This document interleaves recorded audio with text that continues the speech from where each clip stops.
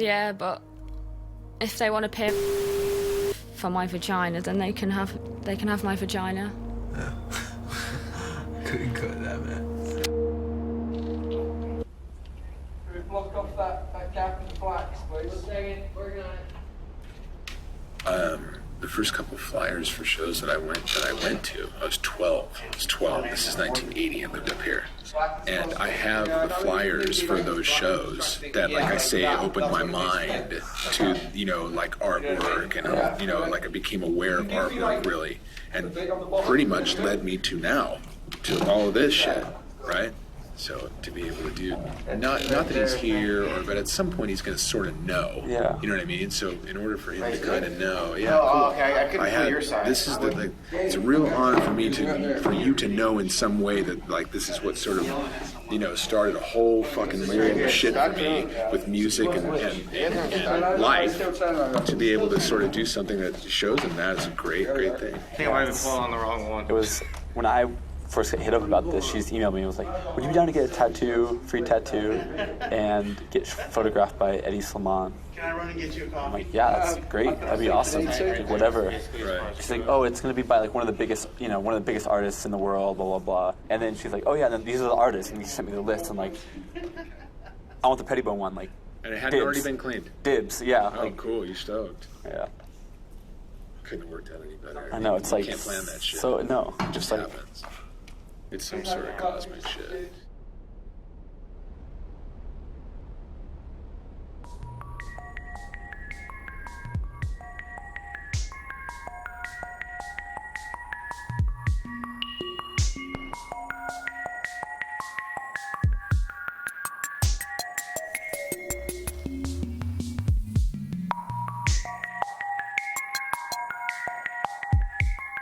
Yeah, she's on top of it. Whatever. Yeah.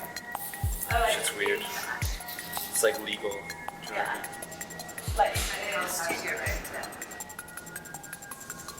My real address? Or did you mean email address?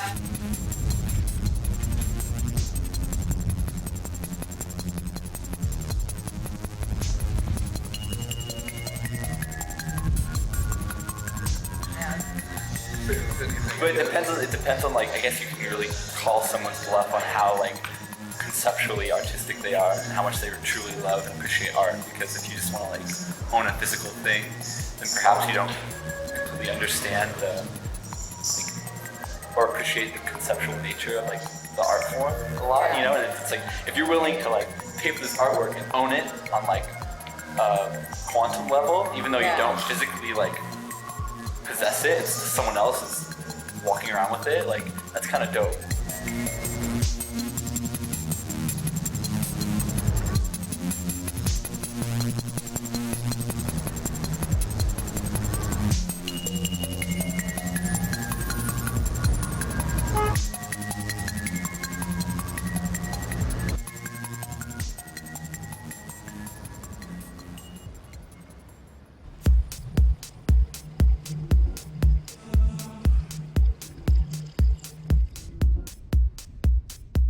I went to school in a small town called Sudbury, just outside of London. School for me was just a disappointment from start to finish. Every time I tried to make the effort, the only decent teacher would... Wasn't good at music, wasn't good at English because I couldn't be bothered to read. Maths is a no. Found the only thing I was praised for was my art. I knew if I worked hard, I could get out of that place. I scraped together a portfolio so that I could go to art school. I moved to London to be around like-minded people, and I've been in Hackney ever since. Everyone moves to Hackney, don't they? But art is a difficult way of making a living, and if you don't really want to sit in a studio freezing, painting, not really to sell anything, then obviously you're going to get a normal job. Which is what I did. It's not a bad job, it just doesn't satisfy me creatively. It's just not that type of job. It's hard sometimes to follow your dream without having to sacrifice a few things along the way. I see myself as a collector. I've invested a huge amount of money into my body, It has its shelf life, but so does everything else. I find old tattoos fascinating. Over the years, the life of the tattoo would deteriorate with me. I think it's just going to look pretty awesome. I'm looking forward to seeing it. I want to be that old geezer sitting on the bus with his sleeves rolled up, with someone staring at that faded piece of black questioning, what does it mean? Why does he have it? Tattoos are created in their thousands on a daily basis. You can go up to the most famous tattooist in the world and get tattooed. So you can't go up to a famous artist and ask them to design your tattoo. At the time of finding out about it and just sitting to your mates, just being like, so I'm about to get this tattoo by Damien Hirst, and they're like, how the fuck have you managed to do that? It's like, I don't really know. Using skin as their canvas makes the artist think about their work in a different way. There were certain things that even Damien didn't consider about the tattoo design and how it was going to look, because he's never worked on that sort of surface before. I was honoured to be a part of this project, to be part of a moment in modern art history. Tattooing has been with us for thousands of years. It is a fine art, and it's time it got the respect it deserves. A tattoo is for life. Get an artist to do it.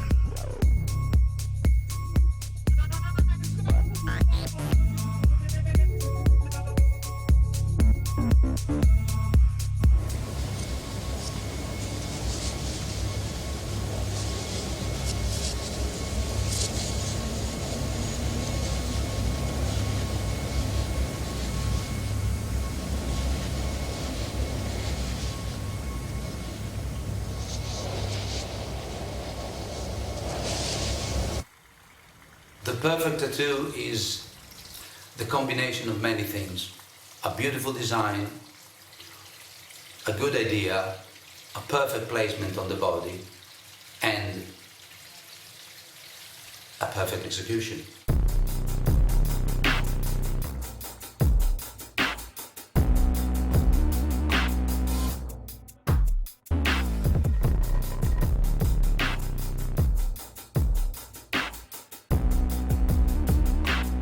They found bodies only 4,000 or 5,000 years ago. They had markings on their skin, so man always felt the need to decorate his body in one way or another. This project is probably opening people's eyes that they are not into the world of tattooing. The world of tattooing is a very incestuous world. It's all the tattoo world for the tattoo world and the tattoo fans and people in the scene.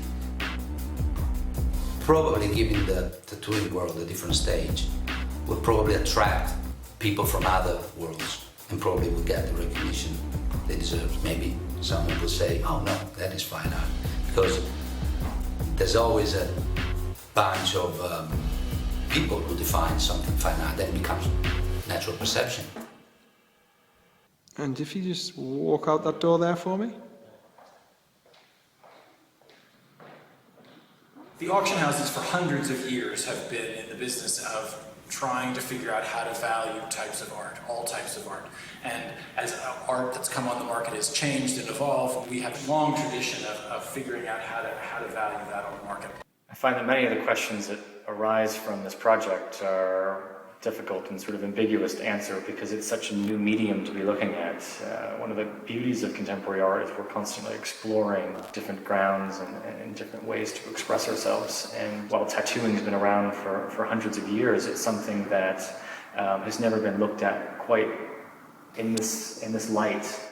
It's not necessarily a new art form, but I think it certainly is interesting in the tattoo project to have a coordinated project where a whole range of artists are come together to create tattoos and then have the whole process filmed and watched and observed and studied in this way.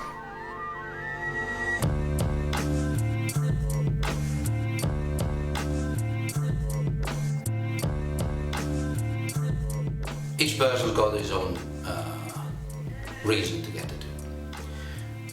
Fashion, sentimental reasons. You don't need to have a reason to do things. And people want to decorate their body, really. They want to adorn them. So they just like the way the body looks with that particular design, their particular pattern in their skin. So I think I welcome that the most, to tell the truth.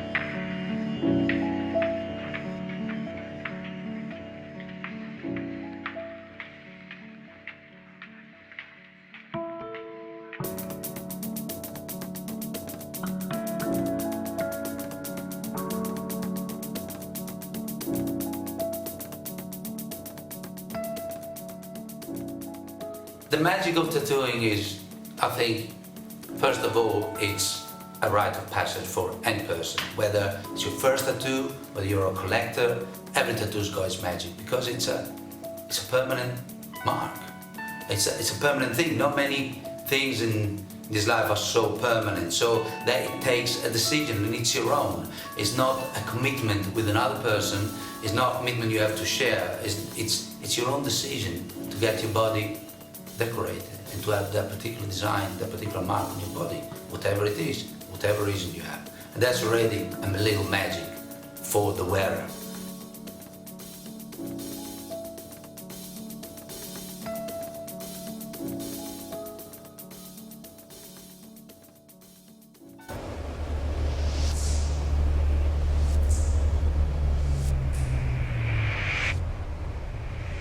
It's really cheesy for me to say my name, I'm just letting you know. Like, I kind of hate it.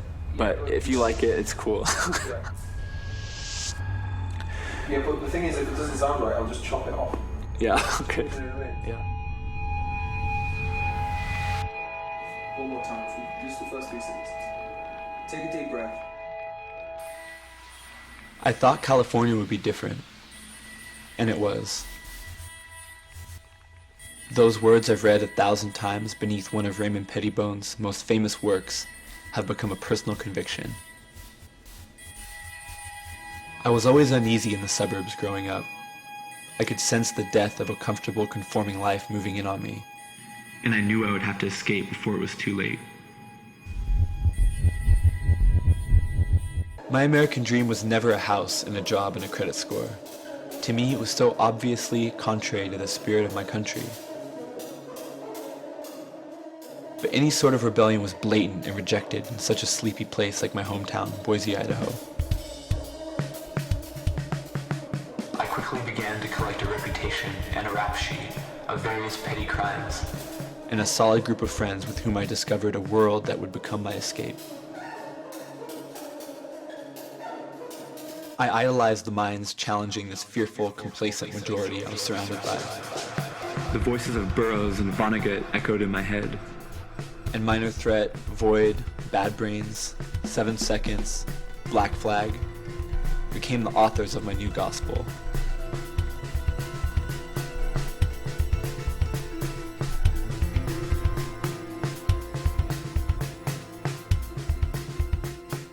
These bands offered substance over style. They were saying something different from the mindless, piss-drunk, gutter punk stereotypes I was settling for.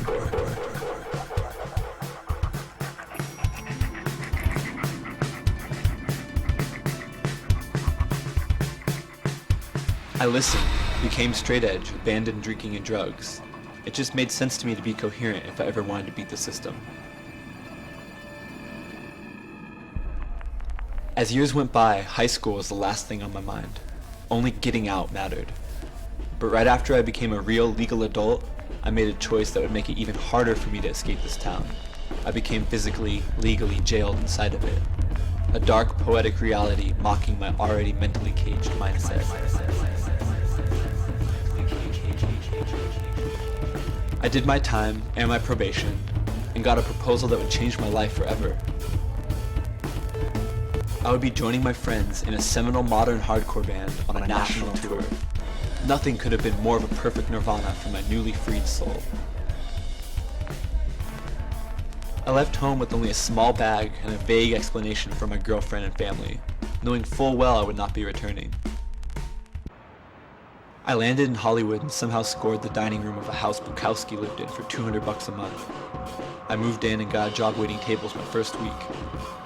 I would roll out of bed and skateboard there at noon, serve the likes of Morrissey and Tarantino rock and roll Thai food. I was home, man.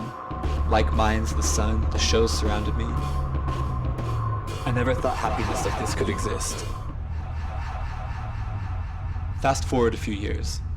I have fallen into an amazing niche surrounded by stimulating, inspiring friends, and doing things and making art I never could imagine. In my new world, things just happened to me. I never knew it would show up in my email, but this one particular morning, my heart stopped. I have always known I would have a Raymond Pettibon tattoo. His iconic imagery was the aesthetic of my youth. It was hard to even choose from the countless images I had seen on flyers and album covers my whole life, but his influence was inescapable. There was no other artist I had such a deep personal connection with, and here on my screen was glowing a brand new work from him I'd never seen. The excitement of that alone was enough to make my day. But they weren't just showing me, they were offering it to me. Offering to me an opportunity to be the sole owner, and at the same time, a walking original of my favorite artist.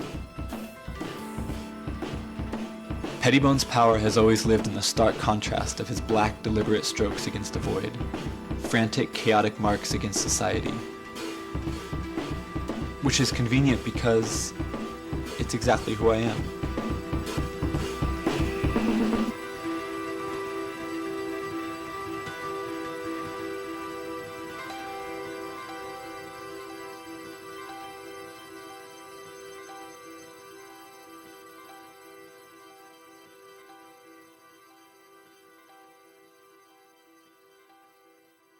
Obviously, the question with the tattoo project is complicated in terms of the ownership of who owns this actual work, if it's actually on the body of the person. But there are lots of examples where it's very difficult to figure out who actually owns something. If you think a recent example is the Marina Abramovich exhibition at MoMA. Who owns the work where Marina Abramovich is sitting in the main hall at MoMA and there are people, guests who come and sit and stare, she stares at them. It's not something that's ownable. Or I would go back a little bit historically and think of Vito Acconci, who masturbated under a ramp in a gallery in Soho 30, 40 years ago. I mean, who actually owns that piece? How could it possibly be owned? It's an experience, it's a concept. And so the question of ownership becomes kind of irrelevant to some extent. In this case, it's something that is, clearly owned, I would say, by the person who's had it tattooed on their skin. It is theirs, it is part of them. What happens afterwards is obviously determined by what the lawyers determined, I'm sure, before having the tattooed skin. But it's really about an ultimate question of who really owns a work of art.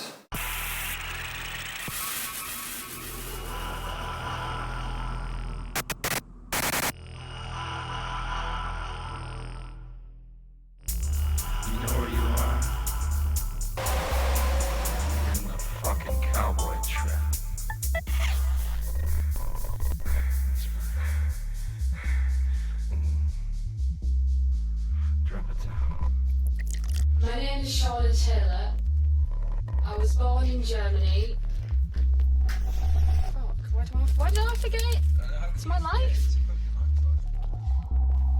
My name is Shauna Taylor. I was born in Germany and I lived in Belfast until I was about 5. And then I moved to Middlesbrough, which is a small working class town in the northeast of England. Cowboy trap. I moved to London when I was 19 and I came to study fashion, but that didn't really work out. I never really had much luck with education. I was really shit at learning. I just used to prefer to sit and draw. But when I went to uni and discovered drugs and made new friends, I just didn't bother going in. I was too busy at someone's house getting fucked throughout the whole day.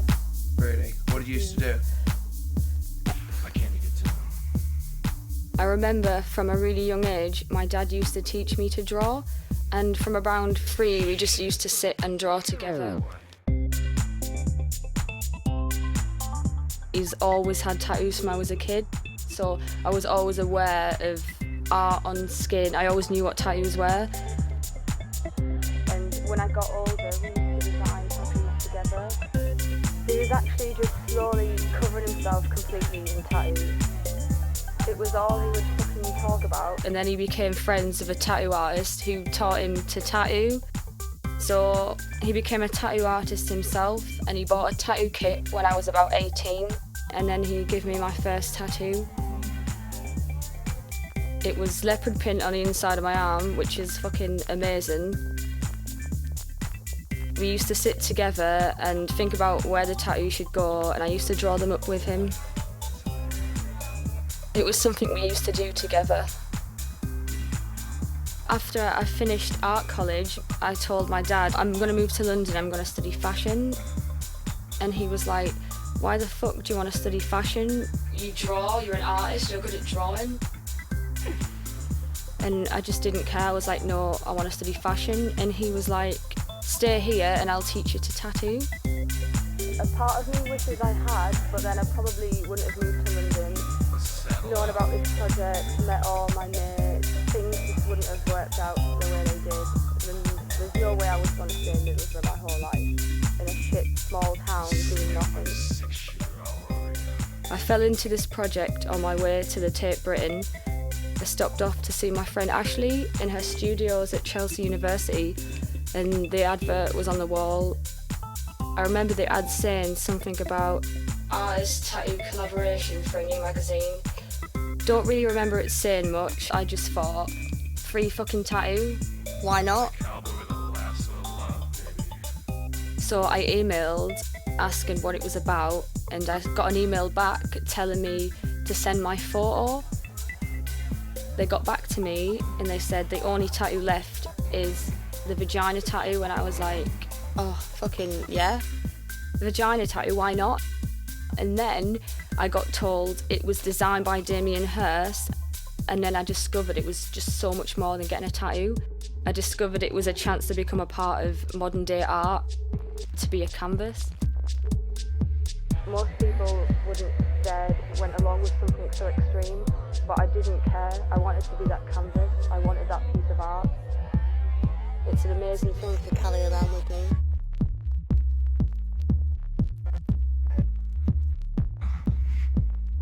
The butterfly is the only tattoo my dad hasn't done. It felt a little bit weird at first, letting another artist use me as their canvas. But then again, I wouldn't have fucking dared let my dad tattoo my vagina, and I don't think my dad would have wanted to tattoo my vagina either. Let alone like look over it for 3 hours and touch it and stretch it about. It doesn't feel weird anymore. I have an amazing, unique piece of art on my vagina. It's also a concept by the mind of a genius, someone who has changed the way people look at contemporary art in the world. No one else will ever give birth through a piece of Damien Hirst art.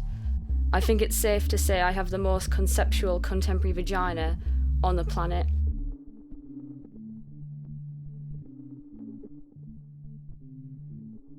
And Shauna, I don't know how you want to do this.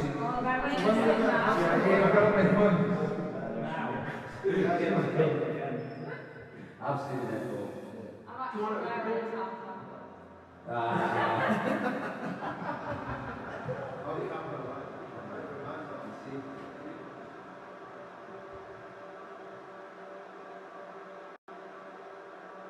When determining the value of a perishable work of art, the term perishable is quite ambiguous because you can find things that, whether it's something made out of chocolate or elephant dung in the case of CHRISTIES Feely, it's a medium that has only sort of come into its own right in the last 70 years or so. Prior to that, most of the mediums we're looking at are works that were typically either on canvas or something that was on paper or sculptural.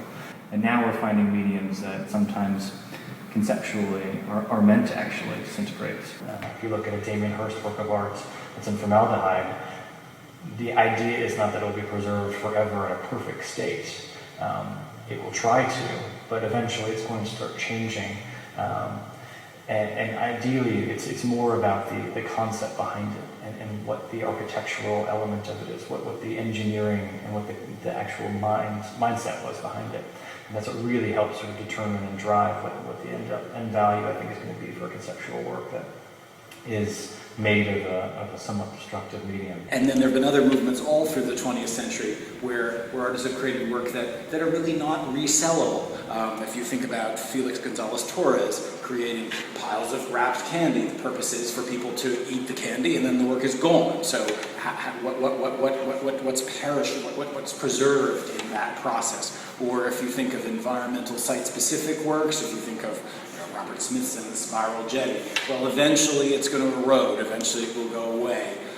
It's not something that has a market value in the same way that a painting on panel has. And so the issue of perishable materials is almost irrelevant in the market today.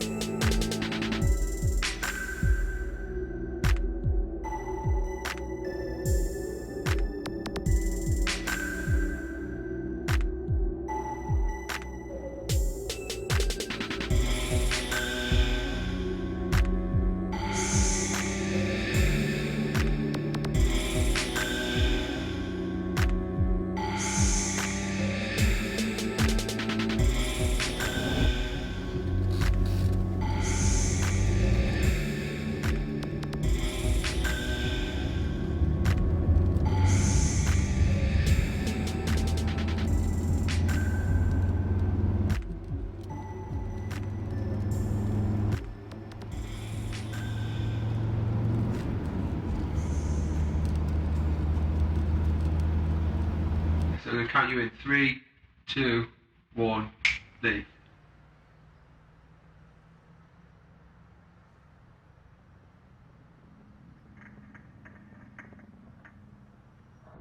When I close my eyes, when I close my eyes, when I close my eyes, when I close my eyes, when I close my eyes, when I close my eyes. Okay. Okay. Just all the way through. Keep concentrated all the way through. Yeah. I'm gonna have to. Got it. My name is Li Fan Chang. Most people know me as Leaf. I was born in 1980, Taiwan, in downtown Taipei City, Taiwan, to a well-known preacher man and his wife. Revered worldwide. My dad is a leading expert on Dead Sea Scrolls. Dead Sea Scrolls. At churches around And he lectures and preaches at churches around the world. When I was 6, we moved to Israel so my father could pursue biblical research.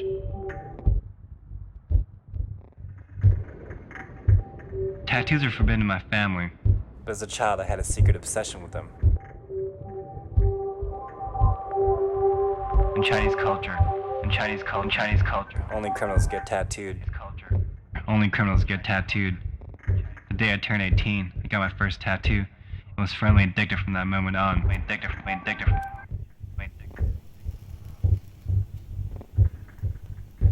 To this day, tattoos are a heavy point of contention between me and my parents.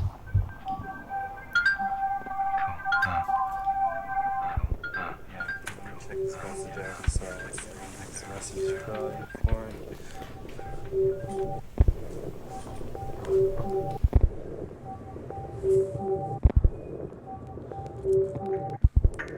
And to Christians, it is also taboo. Another obsession I had when I was young was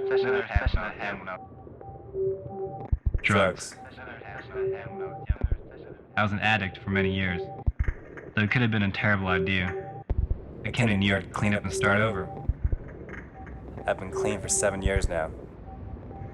I'd also become fixated with the idea of being a tattoo artist, but without meeting the right people, I never had any luck. It all stayed in the back of my mind though, as most obsessions do. I've tried my hand in many professions. Everything from businessman in a suit to being a chef and a baker. Even playing gangster for a while. Through it all, I continued to get tattooed, more and more often by friends. Many of them at home. And eventually I was finally able to poke my head into the secretive and competitive world of tattooing.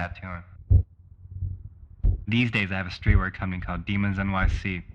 And I'm the president of New York Bicycle Club, The GOAT. Greatest of all time. And I recently started a band called Drug Dealers. And I guess you described it as chillwave. Well, I'm covered neck to toe in tattoos. My torso's been blank. And this tattoo is a perfect time marker for this period.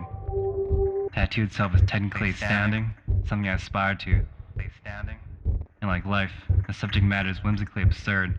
A good reminder not to take things too seriously. Also a reminder that the absurd and whimsical can make you millions of dollars.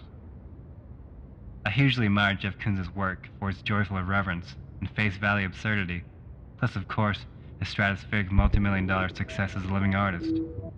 I myself am an artist, and aspire to those heights. Having an original Jeff Koons on my chest is something I see as a stepping stone to somewhere I want to be. I can't be 100% sure on where that is, but when I close my eyes, I can clearly see it. Great, cool.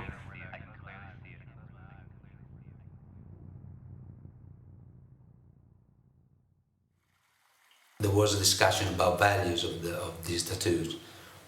The value is non-existent because of the nature of it. You can't just sell it. So I think the wearer is the only person who can fully appreciate his own tattoo to the maximum, really. Trying to determine a value for somebody who has taken an artist-made tattoo and had it tattooed on their skin.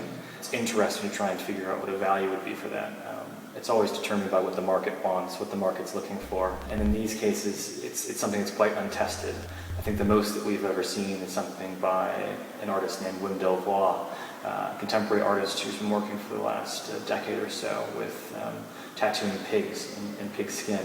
And the pigs are alive and usually go through a number of sittings.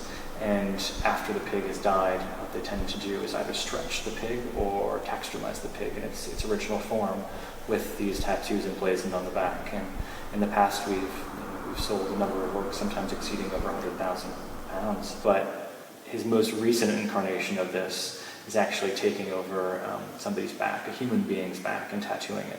And the participant is allowed to live with this tattoo, and after his death, the tattoo is then going to be skinned, severed from his back, and then stretched and put on a canvas. So, all very, very interesting concepts.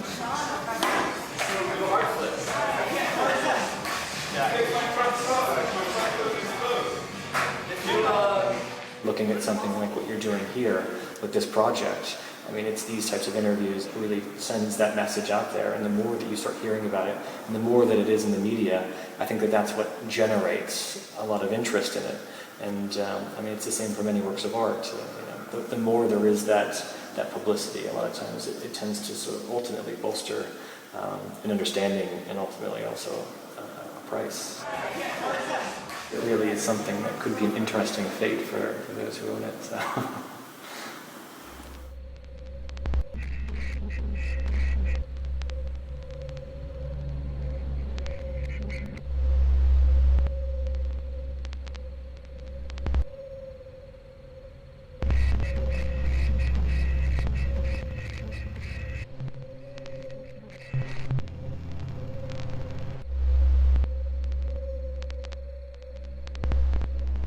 Do I have any tattoos? This was the first question someone asked me when I got into this. When I got involved in this project. Start that over real quick.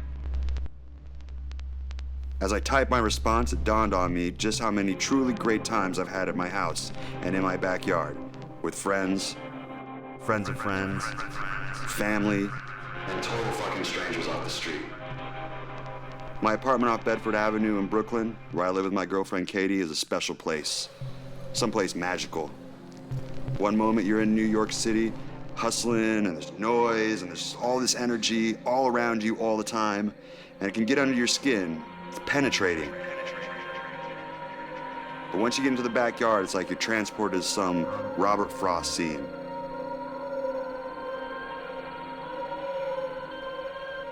It's not a bar, a club, it's a home. And this intimate energy, it breeds such an inspired vibe. I mean, you can do whatever you want in a home.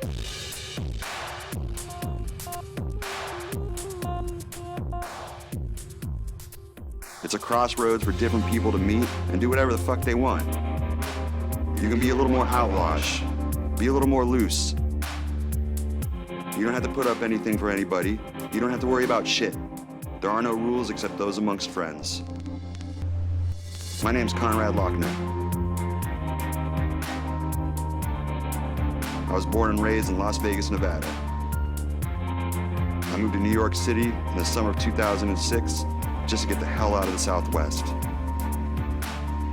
I was getting pissed off and drunk all the time. It was just time for me to go. I had just grown way too big for it.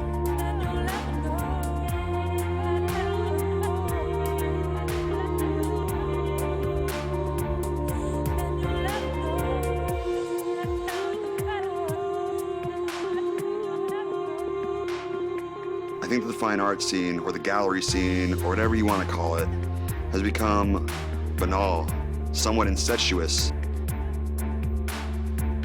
The average individual not involved in the arts doesn't give a shit about a $750 million crystal skull or billboard-sized projection of some animals in a hotel room or some hypermodern Pollock of some insipid, stupid, cruel sculpture of trash.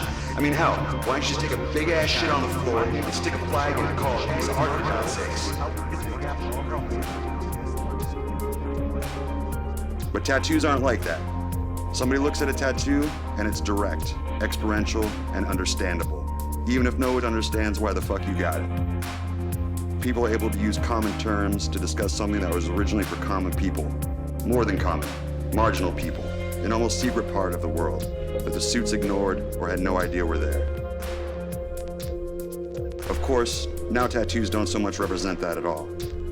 They become ingrained in society, normalized, expected. I walk down the street and every second motherfucker has a tattoo. I mean, hell, my mom's got 3 of them. This documentary is already a consequence of certain commodification, a desire to spotlight an art form that previously resisted being intellectualized and pigeonholed into the fine art scene. Tattooing has come into the fold, and now I represent a piece of art history in the flesh, representing some sort of weird synthesis between 2 genres previously segregated. And that's where the importance of this project lies, bringing cause to consider tattooing as a legitimate, bona fide fine art form. I don't know what's going to come of all this, or if anything will even happen, but I'd like to be the first to raise my glass and welcome tattooing to the world of fine and contemporary art. I'd definitely fucking drink to that. Let's keep drinking to that.